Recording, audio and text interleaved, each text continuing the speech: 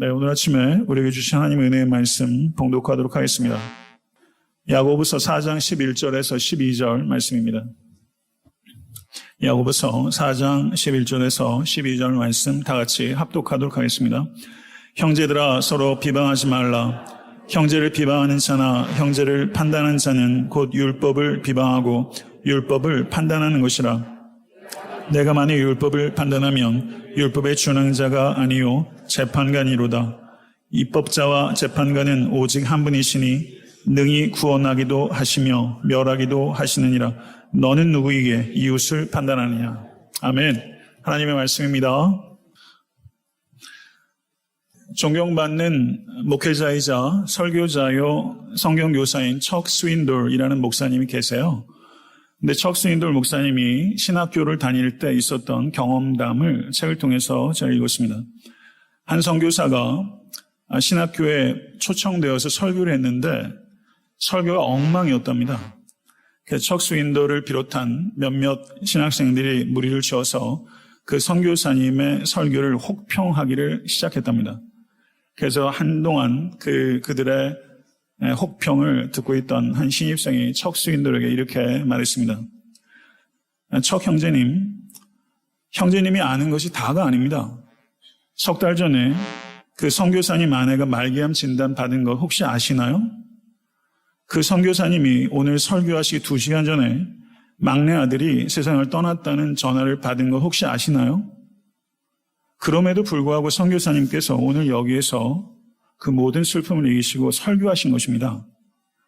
그 이야기를 듣고서 이 척 스윈돌은 그때 느꼈던 부끄러움을 이루 말로 표현할 수 없었다라고 회상하고 있습니다. 척 스윈돌이 이렇게 말합니다. 나는 상상하기 어려운 힘든 고난 가운데 소박한 설교를 한 그리스도 안에 있는 형제를 교만하게 판단했던 것입니다. 나는 사실을 제대로 알지 못했던 것입니다.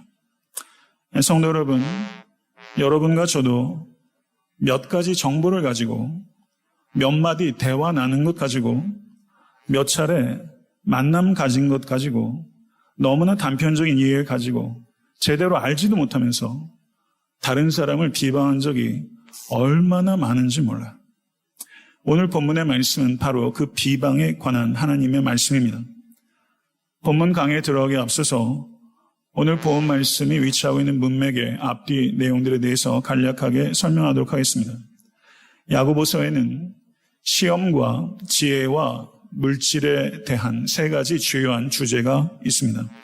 오늘 본문 말씀은 3장 1절부터 이어지는 지혜에 대한 가르침 중에서 제일 마지막에 해당하는 부분이라고 할 수 있습니다. 그리고 4장 13절부터 5장 18절까지는 시험에 대한 가르침이 이어지게 될 것입니다. 3장 1절부터 12절에는 기억나세요? 혀의 위험성과 혀를 다스리는 것의 중요성에 대한 가르침이었습니다. 비방은 혀를 다스리지 못할 경우에 발생할 수 있는 대표적인 위험 가운데 하나입니다. 그리고 오늘 본 말씀 4장 11절, 12절 바로 앞절인 4장 10절을 한번 읽어보도록 하겠습니다. 4장 10절. 주 앞에서 낮추라. 그리하면 주께서 너희를 높이시리라. 아멘. 성도 여러분, 참된 믿음은 진정한 겸손을 낳기 마련입니다. 4장 10절에서 주 앞에서 낮추라. 그리하면 주께서 너희를 높이시리라. 이 말씀 뒤에 4장 11절부터 17절까지는 겸손하지 못하고 교만했을 때 범하기 쉬운 대표적인 2가지 죄들을 열거하고 있습니다. 그래서 오늘 본 말씀 4장 11절부터 12절은 저를 한번 따라해 보시죠. 재판관 노릇하는 교만. 재판관 노릇하는 교만에 대한 경고이며, 그리고 추후에 제가 강의하게 될 4장 13절부터 17절은 저를 한번 따라해 보세요. 왕 노릇하는 교만. 왕 노릇하는 교만에 대한 경고입니다. 이렇게 오늘 말씀 4장 11절부터 12절의 앞뒤 문맥에 대해서 제가 간략하게 말씀을 드렸어요. 여기에 기초해서 오늘 말씀을 이해해 보도록 하겠습니다. 사도 야고보는 형제들아 서로 비방하지 말라라고 명령하고 있습니다. 여기서 비방하다라고 번역되고 있는 헬라어가 카타랄레오라는 동사입니다.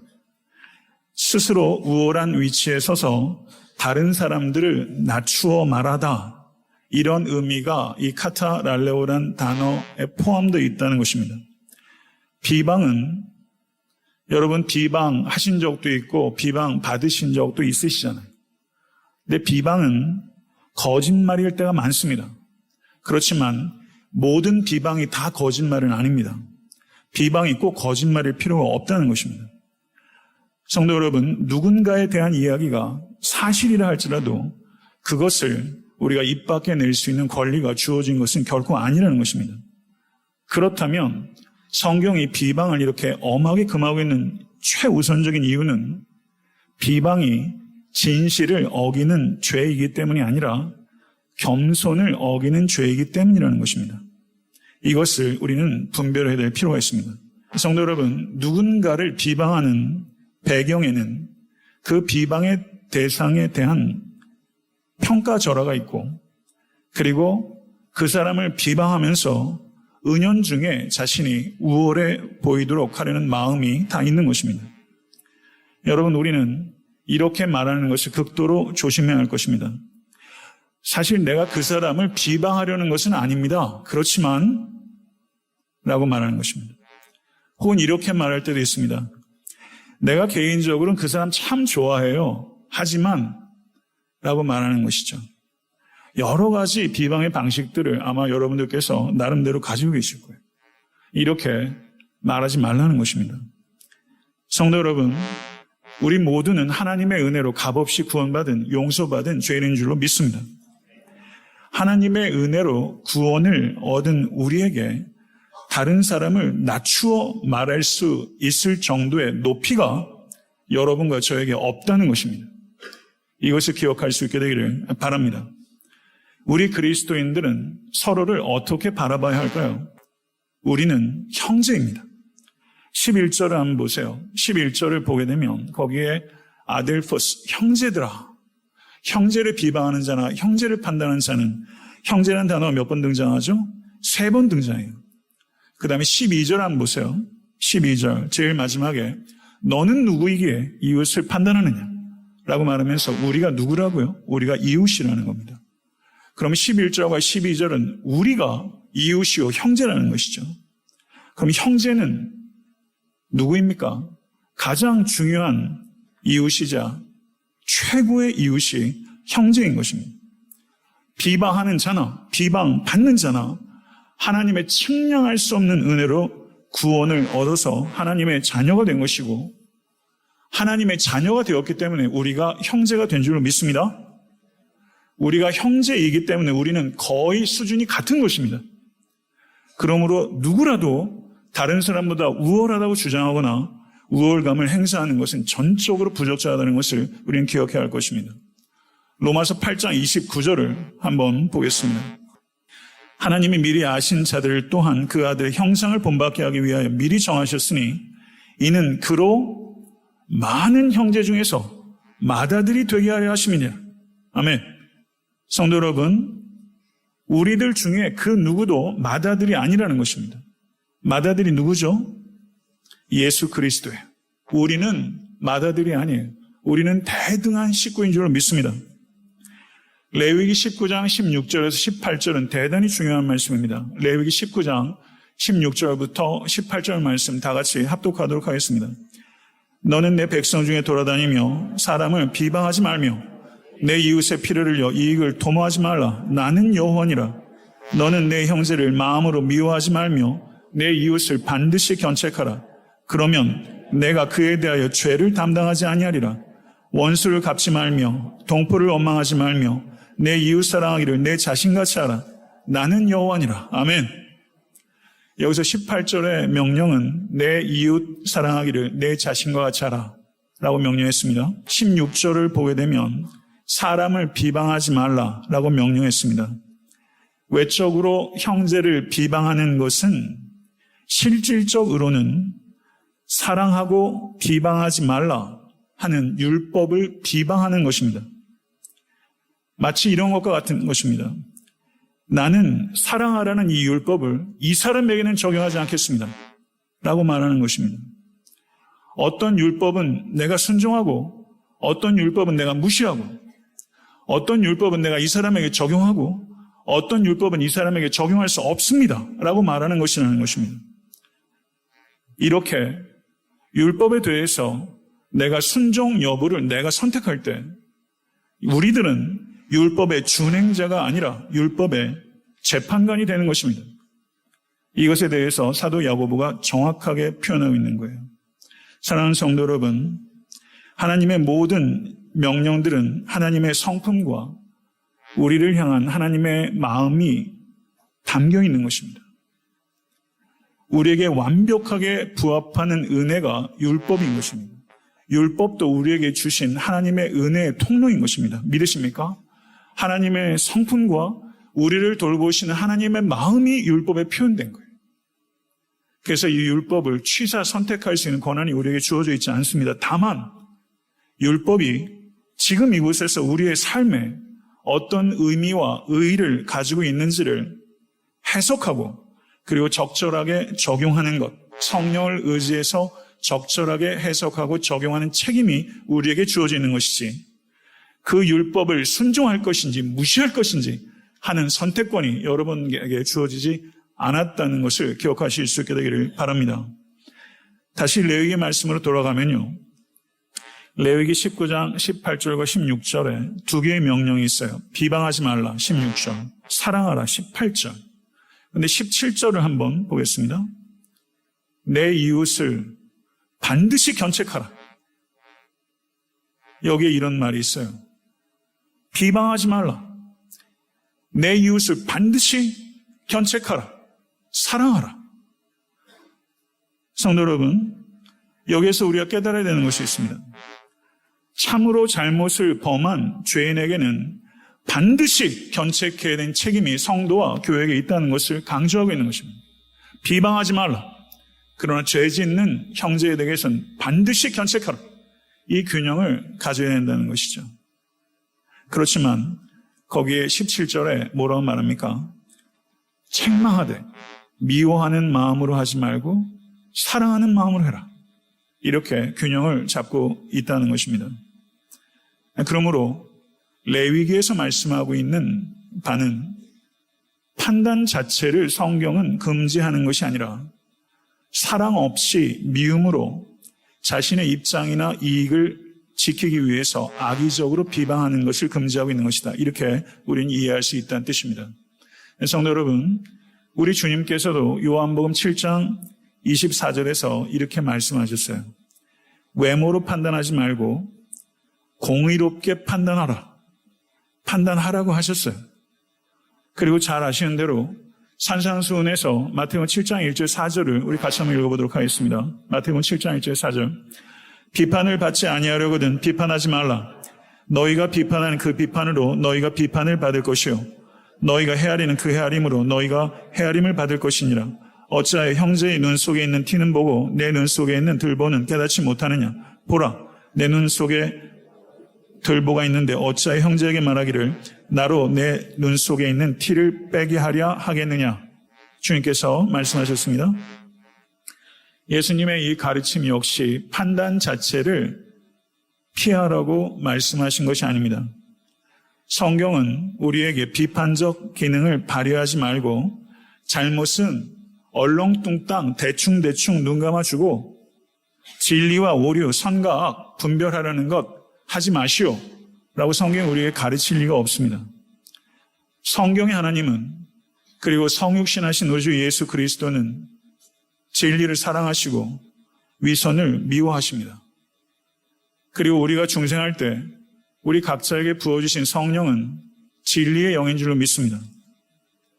성도 여러분, 하나님께서 우리를 창조하실 때 하나님의 형상을 따라 지음 받으셨다는 것을 진실로 믿으십니까? 하나님의 형상대로 지음 받았다는 것은 여러 가지 의미일 수 있겠으나 하나님의 형상대로 지음을 받았다는 가장 중요한 의미 가운데 하나는 인간이 판단할 비판적 능력을 가지고 있다는 것, 이것이 하나님의 형상대로 지음받았던 한 중요한 요소라는 것을 기억하실 수 있게 되기를 바랍니다. 그렇다면 분별은 비판적 사고를 하는 것이다. 이렇게 이해할 수 있을 것입니다. 그렇다면 다시 비판치 말라라고 성경이 말할 때 이 의미는 무엇인가? 이것은 다시 한번 말하거니와 비판 자체를 하지 말라는 뜻이 아니라 저를 한번 따라해 보시죠. 공평하지 못하고 무자비한 재판관 같은 비판. 공평하지 못하고 무자비한 재판관 같은 비판을 삼가라. 이것이 성경의 뜻이라는 것입니다. 로마서 2장 1절부터 3절의 말씀을 제가 읽겠습니다. 그러므로 남을 판단한 사람아 누구를 막론하고 내가 핑계하지 못할 것은 남을 판단하는 것으로 내가 너를 정죄함이니 판단하는 내가 같은 일을 행함이니라. 이런 일을 행하는 자에게 하나님의 심판이 진리대로 되는 줄 우리가 아노라.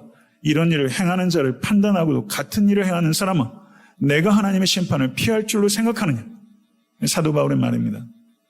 한 심리학자가 자신의 잘못에 대해서 너그러우면서 타인의 잘못에 대해서 가혹한 것을 도덕적 고개라고 표현했습니다. 저는 매우 적절한 표현이라고 생각합니다. 자기 자신에 대해서는 너그러우면서 타인에 대해서 가혹한 도덕적 고개. 여기에 무관한 사람 이 자리에 한 사람도 없어요. 이것을 흔히 하는 말로 내로남불이라고 그러죠. 이게 사전에 있는 말인지 아닌지 모르겠습니다만 내로남불. 내가 하면 로맨스, 남이 하면 불륜, 내로남불. 이것을 지적으로 표현하면 도덕적 고개. 여러분 수준에 맞는 말을 쓰십시오. 도덕적 고개를 쓰든 내로남불을 쓰든. 비판하는 사람을 실상을 뒤집어 보면 비판당하는 사람보다 더 할 때가 너무 많아요. 도덕적 고개를 멈추라는 것입니다. 만약에 멈추지 않으면 고개하는 사람이 땅에 떨어지는 것처럼 우리가 도덕적 고개를 계속하게 되면 언젠가는 심각하게 떨어질 것이다. 이것이 성경의 경고라는 것이죠. 성도 여러분, 하나님께서는 여러분에게 재판관이 되라고 하지 않습니다. 왜냐하면 예외 없이 우리들은 다른 사람의 마음이나 동기를 바르게 평가할 수 없기 때문입니다. 재판관이 되는 것은 의로우신 재판관이신 하나님의 자리를 빼앗는 것이고 하나님 노릇하는 심각한 죄라는 것을 잊지 않으시는 모든 권속되실 수 있게 되기를 바랍니다. 재판관과 같이 비판하는 사람들이 가정에도 있고 교회에도 있어요. 재판관과 같이 비판하는 사람은 다른 사람들에 대해서 항상 부정적입니다. 편협합니다. 그리고 심지어 파괴적이기까지도 하고 타인의 동기를 어떻게 그렇게 잘 아는지 그리고 타인의 동기를 최악으로 평가합니다. 그리고 타인의 실수를 적극적으로 찾아내고 흠집을 내고 약점을 덮어주지 않고 약점을 극대화시키고 약점을 이용하기까지도 하는 것이죠. 이런 사람들이 재판관같이 비판하는 사람들입니다. 이런 사람들에게는 진실을 어기는 죄이기 이전에 겸손을 어기는 죄가 있는 것이고 이와 같은 재판관 같은 비판의 배후에는 다른 사람들보다 내가 우월하고 군림할 수 있다는 능력과 권위와 도덕성이 있다는 착각이 있는 것입니다. 재판관과 같은 비판은 하나님으로부터 오는 것이 아니라 사탄으로부터 오는 것이고 재판관 같은 비판은 가정을 멍들게 하고 교회를 병들게 하는 것입니다. 이것을 잊지 않는 모든 권속되실 수 있게 되기를 간절히 축원합니다. 반면에 분별은 긍정적 비판이라고 할 수 있습니다. 분별의 동기는 사랑입니다. 분별의 목적은 세움입니다. 분별의 목적은 현실을 정확하게 판단하고 진단해서 개인과 공동체를 세우는 것, 이것이 분별의 목적이에요. 분별의 동기는 사랑이며 분별의 동기는 사랑이며 분별의 목적은 세움이에요. 이것과 무관한 것은 재판관과 같은 비판이라는 것이죠. 사랑하는 성도 여러분, 분별은 성령께서 주시는 것이고 성령의 선물입니다. 오늘 예배에 참석하신 모든 성도님들께 이 분별의 선물이 임할 수 있게 되길 간절히 축원합니다.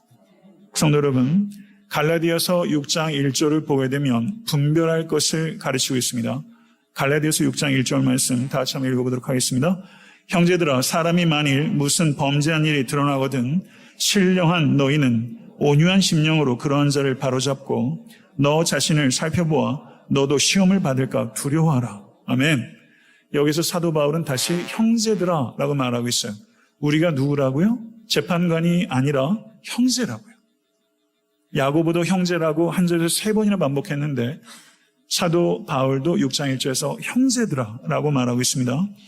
그런데 여기에서 바로 잡으라 라고 했을 때 이 동사가 어디에 쓰이냐면요. 마가복음 1장 19절에 이 단어가 쓰입니다. 마가복음 1장 19절을 한번 같이 한번 읽어보도록 하겠습니다.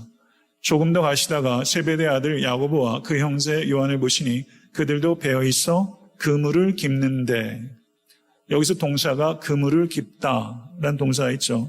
이 단어가 갈라디아서 6장 1절에서 바로잡다, 이 동사랑 같은 동사예요.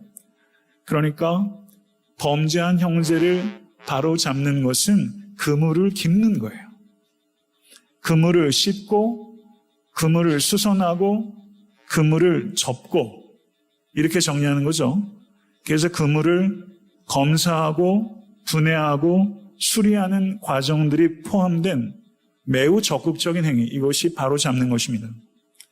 성도가 범죄한 것이 드러났을 때 남의 일에 참견하지 않겠다라는 마음으로 그냥 유야무야 다 덮어두고 가는 것, 아무것도 하지 않는 것, 옳지 않다는 것입니다. 그물을 깁는 마음으로 그것을 바로 잡아야 하는 것입니다. 그런데 누가 바로 잡습니까? 어떻게 바로 잡습니까? 마태복음 18장 15절에서 17절의 말씀을 읽겠습니다. 내 형제가 죄를 범하거든 가서 너와 그 사람과만 상대하여 권고하라. 만일 들으면 내가 내 형제를 얻은 것이요. 만일 듣지 않거든 한두 사람을 데리고 가서 두세 증인의 입으로 말마다 칭찬케 하라. 만일 그들의 말도 듣지 않거든 교회의 말하고 교회의 말도 듣지 않거든 이방인과 세리와 같이 여기라. 이렇게 말씀하고 있죠. 범죄한 형제를 바로잡을 때 15절 보십시오. 내 형제를 얻게 될 것이다. 이렇게 말을 하고 있습니다. 바로잡는 일들이 가정에도 회복되어야 되고 교회에도 회복되어야 되는 것입니다. 여러분 신앙생활하면서 치리에 대한 설교 들어본 적 있으세요? 교회의 치리. 교회가 진정으로 부흥하기 위한 가장 중요한 요소 가운데 교회의 치리입니다. 저도 여태까지 10년 목회하면서 치리에 대한 설교해 본 적이 없어요. 조만간 제가 이 치리에 대한 성경적 이해에 대해서 말씀을 드릴 거예요. 교회가 바로 잡는 거죠. 이것을 우리가 어떻게 이해할 것인가. 현대 기독교는 치리의 기능이 없습니다. 캐톨릭에는 그런 영향들이 있죠. 근데 여러분 기독교의 치리란 말 여러분 들어보셨어요? 이렇게 성경적이고 또 성경적 치리가 이루어지고 그 치리를 잘 받아들여서 바로 잡히는 일들이 여러분 신앙생활에서 보실 수 있으셨습니까? 이게 굉장히 어려운 문제라는 거죠. 이것에 대해서 저도 많은 관심을 가지고 있고 이것에서 개인의 어떤 판단이나 경험이 아니라 성경적 의미의 치리에 대해서 바르게 이해하고 그렇게 돼서 개인과 교회가 건강해지고 건전해지게 되는 것이죠. 성도 여러분, 누가 바로 잡습니까? 갈라디아서 6장 1절을 보게 되면 신령한 사람이 바로 잡는다. 누가 신령한 사람입니까? 성령의 인도하심을 받아 성령으로 행하며 성령의 열매가 나타나는 사람이 신령한 사람입니다. 신령한 자가 범죄한 자를 바로 잡을 땐 어떻게 해야 합니까? 온유한 심령으로 바로 잡으라고 했습니다. 온유함은 무엇입니까? 나 자신도 연약하고 어리석어서 죄를 짓기 쉬운 성향이 있다는 것을 잊지 않는 것. 거기에서 나오는 겸손함, 이것을 온유함이라고 하는 것이죠. 성도 여러분, 온유함으로 성령으로 바로잡는 사역을 할 때 그 권면을 받아들여야 합니다. 이것을 어떻게 받아들이는가? 갈라디아서 6장 1절 바로 앞에 있는 갈라디아서 5장 26절은 사랑의 짐을 지는 것이다 라고 표현하고 있습니다. 다른 사람이 온유함으로 성령 안에서 여러분에게 중심으로 권면할 때 이것을 왜 남의 일에 감나라 대추나라 하냐라고 반응할 것이 아니라 이것을 사랑의 짐을 지어주는 것이구나 라고 그것을 받아들이는 것이 성숙한 태도이고 여러분 역시 사랑의 짐을 진다는 태도로 하기 어려워도 성도에게 온유함을 가지고 기도하는 마음으로 죄 가운데 있는 성도들을 바로 잡는 그물을 깁는 일들에 우리들이 쓰임 받아야 될 줄로 믿습니다. 자녀 교육도 마찬가지예요. 이와 같은 권면을 사랑의 짐을 져주는 것을 받아들일 때 그 관계가 깨어지는 것이 아니라 그 관계가 더욱더 사랑의 관계로 돈독해져야 되는 것이죠. 저는 이와 같은 관계성들이 여러분의 삶 가운데, 가정과 교육 가운데 경험될 수 있게 될 간절히 기대합니다. 성도 여러분, 길버트 프랭카우라는 영국의 소설가가 있었어요. 1890년대, 80년대 그쯤에 태어나서 1900년대 중반까지 살았던 영국의 소설가인데요. 이 소설가가 자신의 유년 시절을 기록한 자서전을 썼습니다. 그런데 이 길버트 프랭카우라는 이 소설가의 어머니가 그래도 썩 괜찮은 레스토랑 사장이었던 모양입니다. 그래서 이 어머니가 종종 그 레스토랑에서 라이브 공연을 했는데 하루는 호주 출신의 젊은 여성 소프라노에게 연주를 시켰대요. 노래가 끝나자마자 이 사장님 길버트의 어머니가 난리가 났어요. 이런 소리는 정말 소름 끼치는 소리야.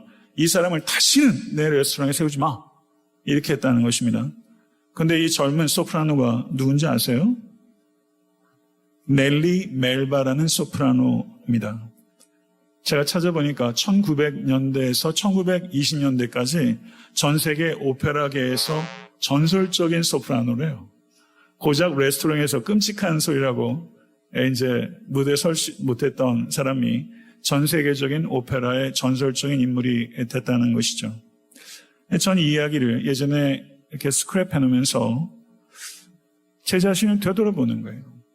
제대로 알지도 못하면서 다른 사람의 능력을 과소평가할 때가 참 많은 거예요. 여러분, 타인에 대해서 과대평가하는 사람 있습니까? 그런 말 듣기 쉬우세요? 타인에 대해서 과대평가. 내가 이 사람 한 이 정도로 생각하고 있는데 그것보다 훨씬 과대평가하는 사람 보셨어요? 전 거의 없는 것 같아요. 보통 타인에 대해서는 과소평가합니다. 자기 자신에 대해서는 과대평가가 많아요. 자존감이 약한 사람도 있을 수 있죠. 그렇지만 대개의 경우는 타인에 대해서는 백발백중 과소평가하고 자기 자신에 대해서는 과대평가가 많아요. 이게 인간이에요. 이게 여러분이고 접니다. 다른 목사님들에 대해서 제가 과대평가하는 법이 없더라고요. 잘 안 돼요. 동종, 같은 일하는 사람들에 대해서 평가가 참 박해요. 내가 이렇게 옹졸한가 이런 생각이 들 때 참 많아요. 다른 사람을 판단하는 것이 문제는 뭐냐면요. 그것이 하나님의 역할을 대신하는 것이다. 매우 위험한 것이다. 하나님의 역할을 대신하려는 매우 위험한 것이다. 이 인식을 여러분과 제가 가질 수 있게 간절히 바랍니다. 입법자와 재판관은 오직 하나님이십니다. 믿으십니까? 그리고 하나님은 능히 구원하시기도 하시고 멸하시기도 하시는 하나님이신 줄 믿습니다. 마태복음 10장 28절에서 주님께서 말씀하십니다. 몸은 죽여도 영혼은 능히 죽이지 못하는 자들을 두려워하지 말고 오직 몸과 영혼을 능히 지옥에 멸하실 수 있는 일을 두려워하라. 하나님께서 그렇게 말씀하셨어요. 율법에는 순종하는 것이지 율법에는 우리가 판단하는 것이 아닙니다. 성도 여러분, 율법을 우리가 순종 여부를 판단할 때 우리가 율법의 집행자, 재판관이 되는 거예요. 하나님의 자리를 빼앗는 것입니다. 그 12절 제일 마지막에 사도 야고보가 뭐라고 얘기하는지 다시 한번 보겠습니다. 12절 제일 마지막을 한번 볼게요. 같이 한번 읽겠습니다. 너는 누구이기에 이웃을 판단하느냐? 이렇죠. 때로는 질문이 예리한 것입니다. 너는 누구이기에 이웃을 판단하느냐? 여기에는 사도 야고보의 격앙된 느낌이 이 안에 있는 거예요. 너는 누구이기에 성도가 성도를 판단하느냐? 이렇게 사도 야고보의 격앙이 이 안에 있는 거예요. 이 느낌을 우리가 느껴야 돼요.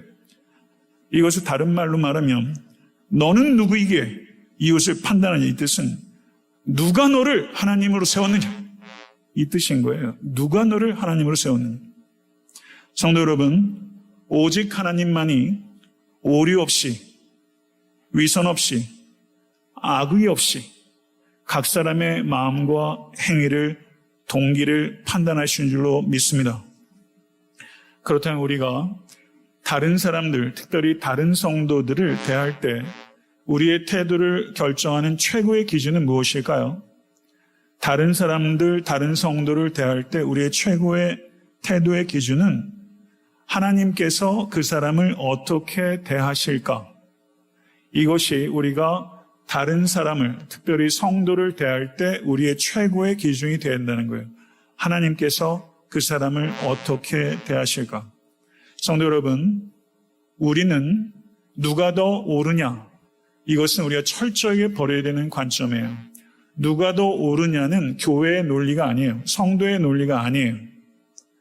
옳고 그름만 따져서 가정인들 버티겠으며 옳고 그름만 따져서 교회인들 성할 수 있겠어요? 이 말은 옳고 그른 것을 가리지 말란 뜻 아닙니다. 죄 중에 있는 형제는 반드시 견책하라고 했어요. 그렇지만 교회의 논리는요, 옳고 그름의 논리도 아니고 진위의 논리도 아니에요. 교회의 논리는 은혜의 논리예요. 우리는 형제라는 거예요. 이게 우리의 관점이 되실 수 있게 간절히 축원합니다. 이것을 꼭 기억하십시오. 누가 더 옳으냐? 제발 그렇게 얘기하지 마십시다. 우리는 형제다. 이것을 기억하셔서 말씀하십시오. 그게 옳은 거예요. 우리가 형제라는 것을 관철시키는 세계관과 그와 같은 삶의 적용이 있는 것, 그것이 하나님 보시기에 옳은 것입니다. 믿으십니까? 말씀 맺겠습니다. 제대로 알지 못하면서 교만하게 누군가를 낮추어 말하는 것, 비방입니다. 상대방에 대해서 거짓은 말할 것도 없고 사실일지라도 누군가를 평가절하하는 것은 매우 위험한 것입니다. 우리들은 예외 없이 하나님의 측량할 수 없는 은혜로 구원을 얻어 하나님의 자녀가 됐고 서로가 서로에게 형제가 된 것을 믿습니다. 우리는 어느 누구에게도 우월한 존재가 아닙니다. 우리는 대등한 존재인 것입니다. 비방하지 말라라는 가르침은 판단 자체를 금지하는 것이 아니라 공평하지 못하고 무자비한 재판관과 같은 비판을 금하는 것입니다. 자신에게 관대하고 타인에게 가혹한 도덕적 고개를 오늘 이 시간 중단하십시오. 재판관이 되는 것은 진정한 재판관이신 하나님의 자리를 빼앗는 것입니다. 반면에 명확하게 죄를 범한 형제에 대해서는 분명하게 책망을 할 수 있는 가정과 공동체가 되어야 될 필요가 있습니다.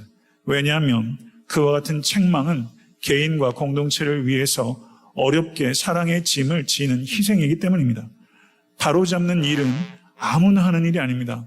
신령한 성도가 하는 일이고 신령한 성도도 온유함으로 할 때 바로 잡힐 수 있다는 것을 기억하실 수 있게 되기를 간절히 축원합니다.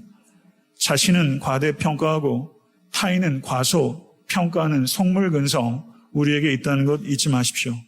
사람을 대할 때 가장 중요한 것은 외모가 아니라 그 사람을 하나님께서 어떻게 대하시는가, 이것이 최고의 기준이 된다는 것을 잊지 마십시오. 우리는 서로에게 재판관일 수 없습니다. 우리는 서로에게 형제입니다. 비방이 아니라 분별이 세워지는 가정과 교회가 될 수 있기를 간절히 축원합니다. 애타한테 섬기는 교회가 분별의 공동체, 거룩하고 사랑으로 충만한 공동체가 될 수 있도록 우리 모두 기도와 또한 힘을 모아갈 수 있는 그런 우리 모두가 될 수 있게 되기를 우리 주 예수 그리스도로 간절히 축원합니다.